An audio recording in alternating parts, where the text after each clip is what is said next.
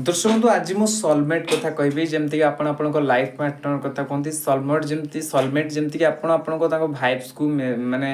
अनुभूति करि परथबे आपण तांकर अनुभूति माने तांकर उपस्थिति को निज भितरे अनुभूति सहित जानि परथबे आपनकर सोलमेट जाको कहती।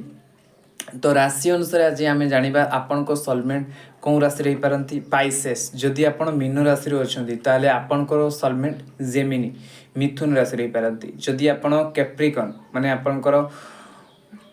मकर राशि तो ताहले आपणकर एरीज मेष मेष निहाती तरुष वृष राशि रे जो माने स्कॉर्पियो बिच्छा राशि रो सोलमेट आपण माने चूज करि पारन बा आपण मान को लाइफ रे आसी पारंती आपण माने विश्वास माने ए कथा को भलो भाबरे आपण माने नोट करि पारंती।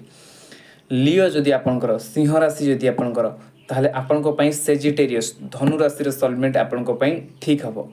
कैंसर जदि आपणकर राशि कर्कट राशि ताहले आपनको पई भिग्र माने कन्या राशि आपनको पई कन्या राशि रे सोलमेट आपनको पई लाइफ पार्टनर ठीक हबो। तो आपण माने ए कथारु आपण माने केते रिजेनेट करचंती आपण माने आपण मान को लाइफ रे कौ प्रकार सोलमेट को चूज करचंती मते कमेंट माध्यम रे कहिबे आपणक सोलमेट किए। जय माता रानी जय मां दुर्गा।